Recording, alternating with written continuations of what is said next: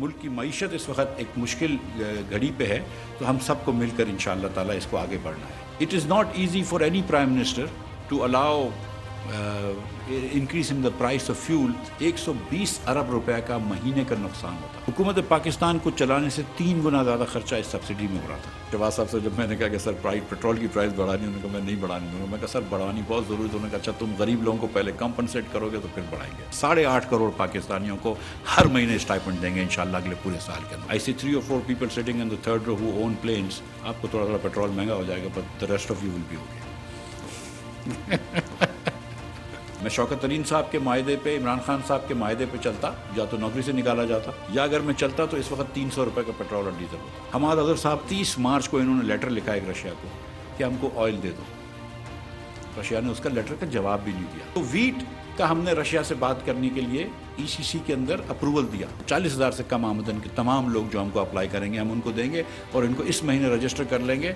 जो लिस्ट में नहीं भी होंगे उनको हम सारा साल इंशाल्लाह देते रहेंगे। हमको मुश्किल हालात में पाकिस्तान मिला है, कोई मसला नहीं है, इंशाल्लाह इसको बेहतर हालात में छोड़ के जाएंगे। बिस्मिल्लाहिर्रहमानिर्रहीम, अस्सलाम वालेकुम। मैं हूं मोहम्मद उस्मान और आप देख रहे हैं प्रोग्राम हरफराज और मकबूल जान के साथ। वज़ीर ख़ज़ाना जनाब मिफ्ता इस्माइल साहब की गुफ्तगू आपने सुनी, और जो आज कॉन्फ्रेंस चल रही है वज़ीर आज़म साहब ने भी उससे खिताब करना है। मुश्किल फ़ैसले माशी बहाली के लिए किए मौजूदा हुकूमत ने, और जो मिफ्ता साहब ऐलान कर रहे हैं कि गरीब लोग 8.5 करोड़ अफराद को हम स्टाइपेंड दे रहे हैं पेट्रोल के लिए, इस पर कौमी ख़जाने पर कितना बोझ पड़ेगा? गरीब आवाम जो पहले ही मुश्किल का शिकार हैं, किस तरीके से उनका मदावा हो सकेगा? यही आज की बहस का मौजू भी है, और आज का सबसे बड़ा डिस्कशन का मौजू भी यही है। अब बिजली की कीमतों में इजाफ़ा, गैस की कीमतों में इजाफ़ा, ये कहाँ तक जाके ये सिलसिला रुकेगा, और मौजूदा हुकूमत जो है किस तरीके से काबू कर पाएगी? आज डॉलर अपनी बुलंद तरीन सतह के ऊपर है, इसके पर किस तरह काटे जा सकते हैं, इस पर करेंगे बात। और हमारे साथ मोअज़्ज़ज़ मेहमान वक़ार मसूद साहब भी मौजूद हैं, साबिक़ सेक्रेटरी ख़ज़ाना है, और जैसे पहले भी हमारे प्रोग्राम में आया और सबसे ज़्यादा IMF के साथ जो मुज़ाकरात हुए उसके अंदर भी शरीक रहे। और अभी जो बात हो रही है कि इमरान खान साहब जो वायदा करके गए IMF के साथ, अगर उसके मुताबिक अमल किया जाता तो पेट्रोल 300 रुपये लीटर होता। तो वक़ार मसूद साहब तो उस बात के गवाह भी हैं।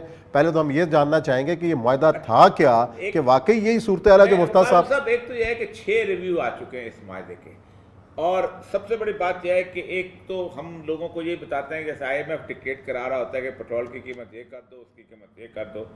IMF के जो अहदाफ हैं स्ट्रक्चर एडजस्टमेंट प्रोग्राम के, आपसे बेहतर कोई नहीं जानता। To ensure that the debts contracted are paid back, implement structural reforms aimed at liberalizing the economy, opening it to the international markets, gradually make it possible for the indebted countries to have access to the private loans। ये 3-4 चीज़ें बड़ी वाज़ेह सी चीज़ें हैं।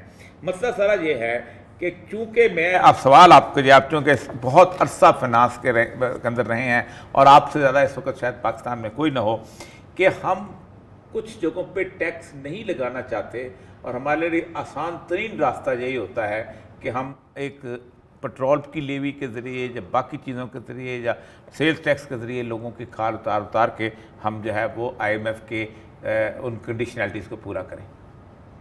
जी sir. साहब देखें, ये जो आपने आखिरी बात की है वो उमूमन ठीक रही है कि हमें अभी साल 2021 में कोई 400 अरब रुपए के हमें आमदनी हुई थी पेट्रोलियम की मद में, लेकिन फिर हमने इस साल कोई तकरीबन 600 अरब रुपए का बजट रखा था, और पूरे साल जो भी कुछ उसके ऊपर ड्यूटीज़ थी, लेवीज थी, वो कम करते रहे ताकि प्राइस न बढ़े। हत्ता कि वो जो 600 अरब का टारगेट है वो नाकाबिले हुसूल हो गया, अचीव हुसूल हो गया जी, ठीक, तो नाकाबिले हुसूल हो गया। अब ये जब छठा रिव्यू जिसका अभी औरिया साहब आपने जिक्र किया, उसमें इसकी वजह से इसमें कहा गया IMF की तरफ से कि जनाब आप बताइए ये कैसे पूरा करेंगे। तो उन्होंने कहा कि नहीं, अब हम प्राइसेस बढ़ाएंगे, और साथ में तकरीबन जनवरी से शुरू करके 4 रुपए हर महीने के हिसाब से पेट्रोलियम लेवी बढ़ाते रहेंगे, यहाँ तक कि ये 30 रुपए तक पहुंच जाए, जो कि स्टैट्यूटरी लिमिट है। तो वो काम हो रहा था, फिर बीच में जो है ये पैकेज आ गया, जो इस वक्त हमारी मुश्किलात का सबसे बड़ा सबब है कि जब मार्च में 10 रुपए बढ़ाने थे तो प्राइम मिनिस्टर ने उस वक्त कहा कि न सिर्फ ही कि 10 रुपए नहीं बढ़ाऊंगा, बल्कि मैं 10 रुपए कम करूंगा, और साथ में बिजली भी 5 रुपए कम कर दी, और ये भी कहा कि ये जून तक जो है वो रहेगा। अब ये देखिए, ये जो छठा रिव्यू था, हर रिव्यू के मौके के ऊपर ये एक बिल्कुल मयारी तरीक़ाकार है कि आप एक ख़त शाया करते हैं जिसे लेटर ऑफ इंटेंट कहते हैं, उस पे गवर्नर स्टेट बैंक और वजीर ख़जाना दस्तखत करते हैं, और उसके अंदर जो वादे वईद होते हैं उसमें एक बिल्कुल मयारी शर्त ये होती है कि हम कोई ऐसा कदम नहीं उठाएंगे जिससे जो अहदाफ प्रोग्राम में मुकर्रर किए गए हैं उनके ऊपर कोई असर पड़े। तो ये जो 7 मार्च का फैसला है, ये तो बहुत बड़ा जो है डिपार्चर था, और उस लेकिन अक्सर मसला ये है, वो तो डिपार्ट देखें, एक तो पॉलिटिकल डिसीजन गवर्नमेंट्स लेती हैं, मसला ये है कि उसके प्रीव्यू पे, वैसे मिफ्ता साहब ने जिस वक्त बजट बनाया था तो ऐसा लगता था कोई इतनी बड़ी लैंड माइन लगा के चले गए। यहाँ पे एक सवाल और ऐड कर देते हैं कि आप फर्ज कर लें वकार मसूद साहब कि इमरान खान साहब अभी पावर में होते तो जो सब्सिडी उन्होंने दी वो कीमतें ना बढ़ाई, इस सूरत हाल में इमरान खान साहब क्या करते? अभी शहबाज शरीफ की जगह फर्ज कर लें इमरान खान होते, कंटिन्यू। और सबसे बड़ी बात यह है कि क्या कोई और सेक्टर था जिससे जहां से वो उसको लेवी, क्योंकि शौकत तरीन साहब तो ये कहते हैं कि मैं इसको पूरा कवर कर, आप चूंकि उस वक्त थे, उस वक्त साथ भी थे, तो उसको कवर कर सकता था। देखिए सर, यकीनन शौकत तरीन साहब ने तवातुर के साथ ये बयान दिया है कि इस सब्सिडी की फाइनेंसिंग का मैंने एहतमाम कर दिया था। अब ये जो दूसरे लोग उनके बाद आए हैं वो इसको ढूंढ रहे हैं, और वो कह रहे हैं हमें तो कहीं भी वो फाइनेंसिंग नहीं मिली, और लिहाजा हमें तो इन्हीं इक़दाम पे डिपेंड करना होगा। और अभी उस्मान साहब का जो सवाल था, मैं उसमें भी अर्ज करूं कि देखें, ये नामुमकिन है कि आप इसको इतनी दूर तक लेके चले जाते। मेरी नज़र में फ़र्क सिर्फ इतना है कि जिस दिन ये नई हुकूमत आई थी, ये कम से कम थोड़ा थोड़ा करना शुरू कर देती। अब ये जो इन्होंने 30 रुपए का 2 मरतबा डीजल और पेट्रोल बढ़ाया है, ये अवाम पर बहुत बड़ा बोझ है। समझ जाएंगे लोग, वक्त लगेगा, दिक्कत होगी, लेकिन आप हर तरफ देख लें, ये सिर्फ मेरी अपनी गाड़ी चलाने की बात नहीं है, ये हर चीज में ये चीज इस्तेमाल हो रही है। यहाँ पर सफर का मसला है, उसमें इस्तेमाल हो रही है, ज़राअत में इस्तेमाल हो रही है। अभी आपने सुना साद रफीक साहब कह रहे हैं 8 अरब रुपए का मुझे खसारा हो गया है रेलवे में। जी हाँ, ये ठीक है। अच्छा, दूसरी चीज, ये तो पेट्रोल की बात आ गई, दूसरी सबसे अहम तरीन चीज है कि आपने आगे जो है वो इस वक्त आपने एक डेट सर्विसिंग की किस्त भी देनी है, और आपका जो चाइना का पैसा भी अब आपके पास डामाडोल सा है, सऊदी अरब का भी पैसा उस तरह का नहीं है, IMF का भी, बाकी सारी चीज़ें। आप ये बताइए, अभी जो 2 दिन पहले एक LNG का जहाज़ आया है, और वो चाइना पेट्रोलियम का, जिसका आगे 28 जून में है, वो वापस चले गए, कोई आपको क्रेडिट देने को नहीं था, वापस चला गया। ये जो क्राइसिस बिल्टअप हो रहा है, क्या हम उस तरफ लीड तो नहीं कर रहे कि हम एक पहली किस्त ना दे, और जिस दिन हमने किस्त ना दी तो हम तो श्रीलंका हो जाएंगे? देखिए, मेरे पास सारे हकायक नहीं हैं और यह साहब, लेकिन मैं अपने तजर्बे से आपको ये बता रहा हूँ कि इंशाअल्लाह ताला पाकिस्तान इस हादसे से दो चार नहीं होगा, कोई इम्कान नहीं है। और आपको जो governor state bank, acting governor हैं स्टेट बैंक के, उन्होंने जो इस सिलसिले में बयान दिया है वो बड़ा वाशिगात है, और हमें उसको जो है कबूल करना चाहिए और उस पर एतबार करना चाहिए। दूसरी बात मैं आपसे ये अर्ज करूं कि हमारा जो कर्जा है, ये देखिए, ये आधा, तकरीबन आधा मल्टीलैटरल्स का है, यानी वर्ल्ड बैंक का, IMF का, एशियन डेवलपमेंट बैंक का, एंड सो ऑन।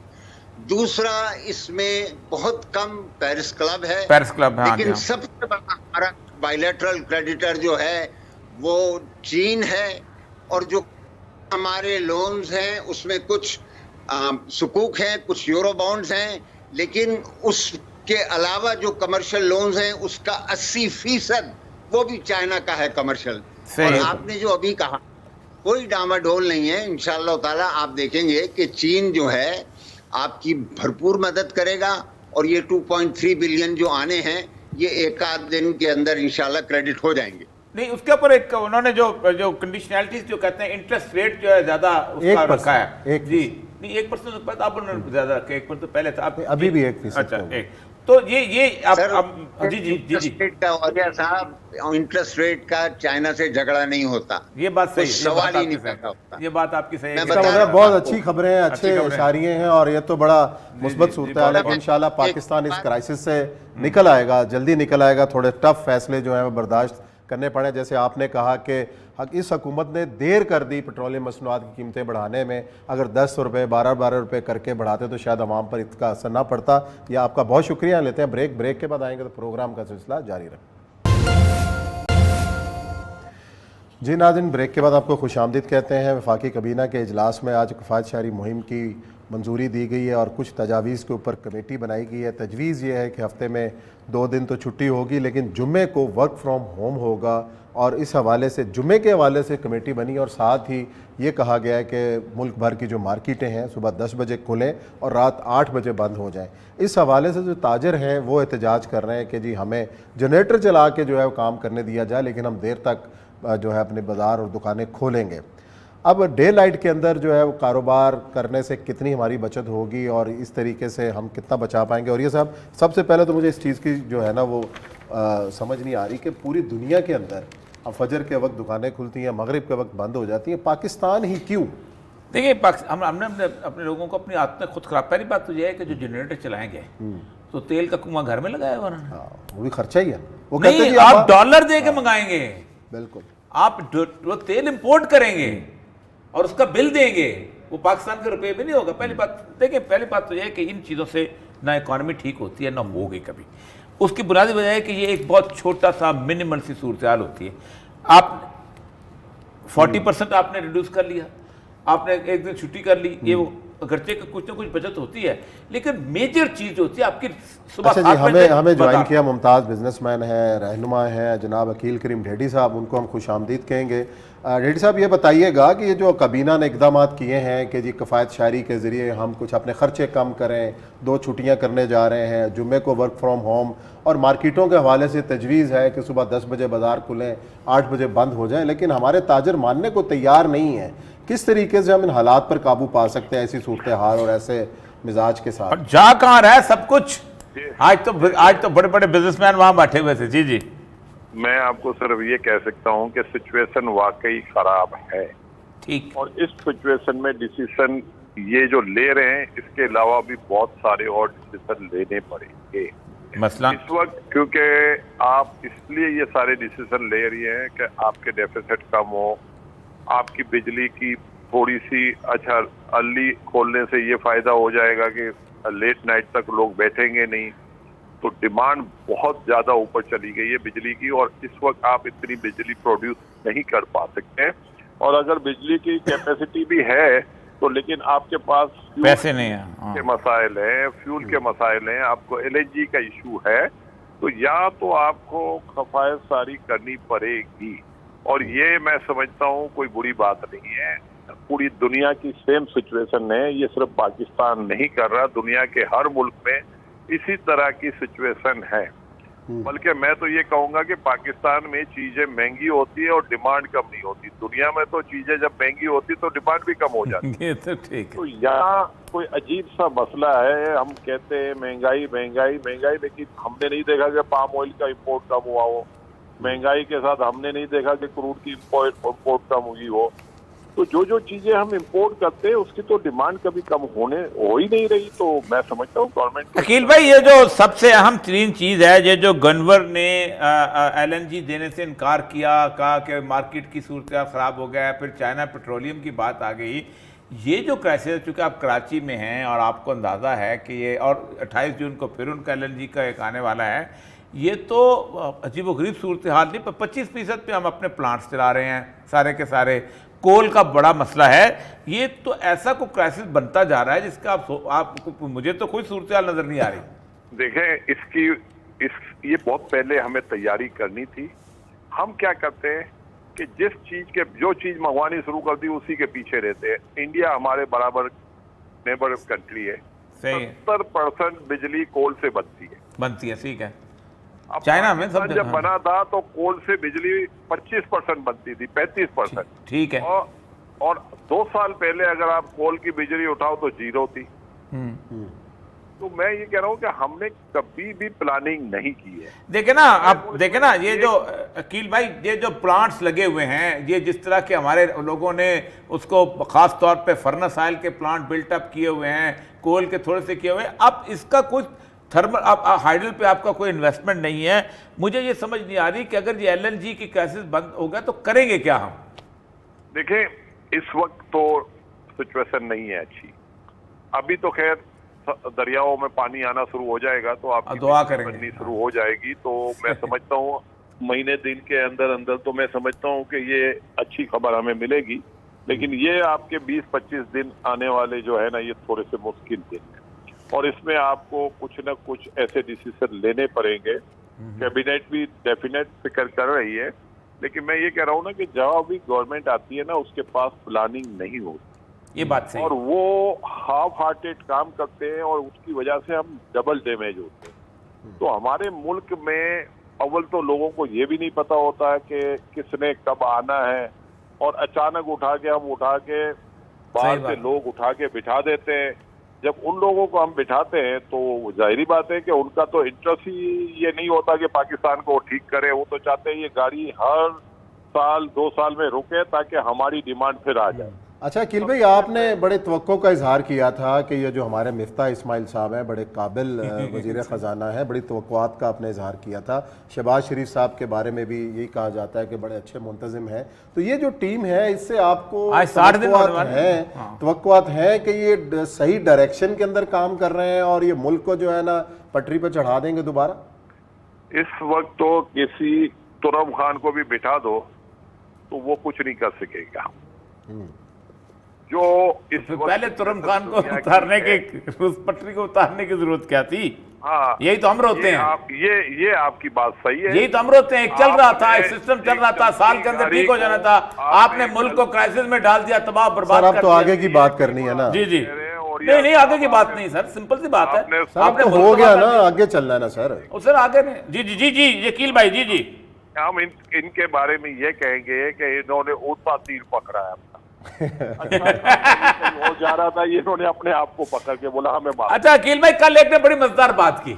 उसने कहा हुआ ये है, अल्लाह ताला की तरफ से ये हुआ है कि एक पत्थर ऊपर से आ रहा था, इमरान खान नीचे खड़ा था, अल्लाह ने इमरान को निकाला, नीचे शहबाज शरीफ को खड़ा कर दिया। मैं ये हुआ कह रहा हूँ कि बिल्कुल जो आप कह रहे हैं ना, यही हुआ है। और ये क्राइसिस मैं कहता हूँ कि चलो चलती गाड़ी थी, बर्दाश्त कर सकती थी। ये तो नए आए थे ना, तो इसको तो टाइम उन्होंने 50-60 दिन भी निकाल दिए ना, डिसीजन लेने में काफी दिन जाया कर दिया। अगर ये जाया ना करते फिर भी चलो ठीक होता। लेकिन मैं ये कहता हूँ ना कि एक बात हमें सोचनी होगी कि हमारे मुल्क में एक रवायत नहीं होनी चाहिए कि भाई आपस में लड़ो मत। हम सिचुएशन ऐसी क्रिएट करते हैं कि मैंने उनको पिछले दिनों एक इंटरव्यू में कहा था, मैंने कहा भाई अगर इमरान खान के दौर में आपने क्रिटिसाइज गलत किया था तो आज आप क्यों एक्सपेक्ट करते हैं कि इमरान क्रिटिसाइज नहीं करेगा? ठीक कह रहे हैं। तो आपको चाहिए कि आप अपनी गलती को एक्सेप्ट करें, इमरान खान फिर आपके साथ ताउन करे। अब इस वक्त बात है मुल्क, हम अपने मुल्क को ज्यादा पीछे नहीं ले जा सकते। बिल्कुल सही, और सही बात। सिचुएशन में हम बैठे हैं, उसके लिए सबको थोड़ी बहुत कुर्बानी देनी होगी, सबको अपनी अना को खत्म करना होगा, क्योंकि यहाँ अना का मसला नहीं है। और मैंने पहली मिसाल ये दी थी कि ये जो एहतजाज जो इन्होंने किया था तो उसके ऊपर जो केसेस बनाए गए थे, ये पाकिस्तान में ऐसा कभी नहीं होता। और ये रिवायत अगर कायम हो गई तो हर गवर्नमेंट आएगी दूसरे के बंदे बंद करवा। अकील भाई, ये खबर आपसे कंफर्म करनी है, आपके बड़े करीबी राब्ते भी हैं, खान साहब से दोस्ती भी है, कोई रोल प्ले कर रहे हैं आप इस मामले पे कि कोई इन दोनों को आपस में बिठा दें, तमाम स्टेक होल्डर्स को बिठा दें कि इकोनॉमी के ऊपर बात करो, ग्रैंड डायलॉग की जो बात की है शहबाज शरीफ साहब ने, उस तरफ आओ, मुल्की मसाइल को इकट्ठे होकर हल करो, ऐसी कुछ चीज मुस्तकबिल में होती नजर आ रही है? मुस्तकबिल में ये करना पड़ेगा। ये हमारे बिजनेसमैन रोज पहुंच जाते हैं कि हमें ये दे दो, हमें वो दे दो, ये अब मुल्क नहीं दे सकता किसी को। अकील भाई, ग्रैंड डायलॉग पे बात हुई है। मैं आपको एक बात बताऊं कि दुनिया में जहां मुल्कों ने तरक्की की है ना जी, उन्होंने ग्रैंड डायलॉग से पहले ग्रैंड सरेंडर किया है। उसने कहा मेरी फलां जगह जायदाद थी, मैं वापस अपने मुल्क लेके आता हूं, मैं चिल्ली में वापस लेके आता हूं, मेरी वहां इतने पैसे थे, मैं लेके आता हूं। आज अगर प्राइम मिनिस्टर अनाउंस कर दे कि मैं अपना एक एक पैसा पाकिस्तान वापस लेके आता हूं, तमाम बिजनेसमैन जिसका कीनिया में लगा हुआ है, जिसका माल्टा में लगा हुआ है, जिसका हंगरी में लगा हुआ है, बाकी जगह वापस लेके आए, मसला ठीक हो जाता है। लेकिन मसला ये है कि जी जी ये करेगा कौन? आपको सर एक और बात बताता हूँ, हमारे मुल्क की बदकिस्मती ये देखें कि पनामा ने आपको अपॉर्चुनिटी दी, हमने जाया कर दी। इसके बाद सेकंड अपॉर्चुनिटी फिर हमने जाया की। हमने तो जो फॉरेन में इनकी जायदाद, जो इलीगल जायदाद थी, उसको लीगल करवा दिया। तो हम तो वो लोग हैं कि इनको कहते हैं कि भाई अब आप फंस चुके हैं, पनामा में आपका नाम आ चुका है, आपके अकाउंट डिक्लेयर्ड हो चुके हैं, अब ये पैसा पाकिस्तान ले आओ। तो ये तो ले आते, लेकिन हमने तो उनको एमनेस्टी दे दी। अकील भाई, ये पर मेरे पास project stolen asset recovery project का मेरे पास वर्ल्ड बैंक की रिपोर्ट पड़ी हुई है। आप देखें, the Philippine recovered 1 billion money from Switzerland. अच्छा, उसके बाद जनाब उन्होंने कहा है कि हमने पीरू ने 174 मिलियन किए, स्वाजीलैंड ने, केमन आइलैंड ने, अल्बर्टा ने, फ्यूजी ने, साउथ अफ्रीका में, सारे मुल्कों ने पैसे वापस रिकवर किए। हमारा मामला यह है कि हम उसको एक पॉलिटिकल सूरत बना के हमने तबाह बर्बाद कर लिया। ग्रैंड डायलॉग की बात वो करे कि जो कि अपने पैसा लेके आए पाकिस्तान के अंदर, कहे कि मेरी अब कुछ नहीं है, जो जीना मरना यहां पर पाकिस्तान के अंदर, तो ये कौन करेगा? अच्छा, मैं सैफदान की बात नहीं कर रहा, सैफदान की बात ना, हमारे सरमायादारों के किसी के बांग्लादेश में फैक्ट्री लगी हुई है, किसी के कीनिया में फैक्ट्री लगी हुई है, किसी की माल्टा में फैक्ट्री लगी हुई है। जी सर, सवाल अकील साहब से। बिल्कुल ठीक कह रहे हैं, अगर ये काम हो जाए तो इससे अच्छा क्या काम हो सकता है। हमारी बदकिस्मती है कि हम पाकिस्तान से बाहर पैसे रखते हैं। दुनिया में इंडियन के बिजनेसमैन को उठाओ तो वो पूरी दुनिया से बोरो करते हैं, और पाकिस्तानियों को 100 रुपए की बोरोइंग नहीं है इंटरनेशनल मार्केट में, उल्टा उनके डिपॉजिट पड़े हुए। तो इसी वजह से तो हमारी तबाही हो रही है कि हम लोग सिंसियर नहीं है अपने मुल्क के साथ, और सिंसियर नहीं है उसके बाद सुबह से लेकर शाम तक बोल देते मुझे ये सब्सिडी दे दो, मुझे वो दे दो, ताकि ये मुल्क गरीब होता जाए, हम लोग अमीर हो। ये हमारा काम। अपने आप को हम अमरात छोड़ने के लिए तैयार नहीं है और हुकूमत से ही मांग रहे हैं। अब जैसे आपने कहा कि जितनी भी भाई ये बताइएगा कि हमारा कितना कैपिटल बाहर होगा, अंदाजा आपका? आप बात है, बहुत कोई यकीन करे या ना करे, अच्छा, $40 बिलियन से ऊपर होगा, $40 बिलियन से नीचे नहीं होगा पाकिस्तानियों का। मैं आपको कहता हूं कि बहुत सारे ऐसे लोग हैं जिनको पकड़ा जा सकता था, उनको FIA ने भी छोड़ दिया, SCCP ने भी उनको छोड़ दिया, क्योंकि वो कहते हैं इन पे हाथ डालेंगे तो सबसे पहले तो हमारी नौकरियां जाएंगी। तो इधर आप करो। FBR को ने छोड़ दिया, FBR ने तो एमनेस्टी दी है उनको। मैं जानता हूँ जी, बिल्कुल ठीक, बिल्कुल ठीक। मैं $40 अरब ले सकता हूँ, वरना फिर एक डिफेमेशन का केस आ जाएगा sir. Thank you very much Akeel भाई, बहुत ये $40 अरब। साहब, सियासतदान के दो होंगे ना, ये जो बिजनेसमैन है, हर कोई बहुत सारे सर, इधर साफी के सलाह बढ़ जाए ना तो पहले अकाउंट माल्टा में खोलते हैं। अच्छा, आपने मैं जानता हूँ। चले जी, ब्रेक लेते हैं, ब्रेक के बाद आते हैं, प्रोग्राम का सिलसिला जारी रखते हैं।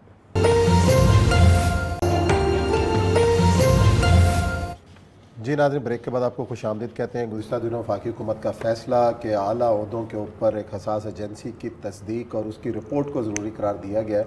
और ये सब पहले प्रैक्टिस क्या थी? पहले भी तो यही देखिए, पहले मैं आपको अपना वाक़या सुनाता हूँ कि मैं जब सिविल सर्विस में आया था तो पुलिस वेरिफिकेशन होती थी, थाने को भेजा जाता था।